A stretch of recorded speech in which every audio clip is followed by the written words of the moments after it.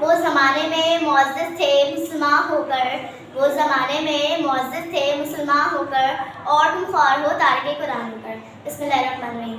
جناب صدر اور میرے عزیز دوستوں، السلام علیکم۔ آج میں آپ کے سامنے اس بلند پایہ ہستی کا ذکر کروں گی جو کہنے کو تو محض ایک شاعر ہیں، لیکن در حقیقت وہ ایک عظیم فلسفی، بے مثال دانشور اور بے پائے مفکر، اور سب سے بڑھ کر وہ مصور پاکستان ہے۔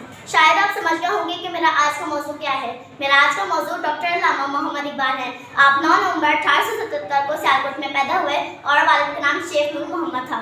جوانوں کو میری آہ سحر دے، جوانوں کو میری آہ سحر دے، پھر ان شاہین بچوں کو بالوں پر دے۔ خدایا آرزو میری یہی ہے، خدایا آرزو میری یہی ہے، میرا نور بصیرت عام کر دے۔ اس جہالت کے دور میں علامہ اقبال ایک ایسا روشن ستارہ بن کر چمکے کہ ہر طرف روشنی روشنی پھیل گئی، اور ان کی 4 مشہور کتابیں بھی ہیں، ماں کی طرح، بال جبریل، پیام مشرق اور ضرب کلیم۔ ابتدائی تعلیم سیالکوٹ سے حاصل کرنے کے بعد اعلیٰ تعلیم لاہور سے حاصل کی، اور پھر جرمنی اور برطانیہ کے سفر کا نتیجہ ڈاکٹریٹ اور برائٹ لا کی ڈگری تھی۔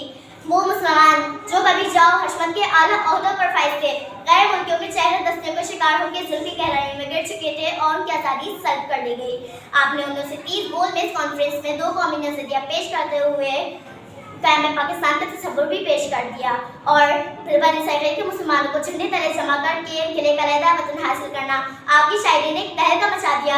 یہی وجہ ہے کہ آج اس عظیم شخصیت کو ہم سے پچھلے کم و بیش 80 سے 90 سال ہو گئے، لوگ آج بھی ان کو یاد کرتے ہیں، ان کی کتابیں پڑھتے ہیں، اور ان کا کلام کہیں نہ کہیں کسی نہ کسی شکل میں پڑھایا جا رہا ہے۔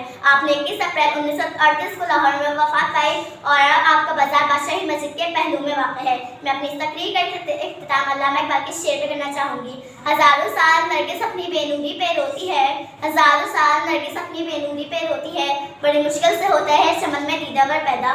شکریہ۔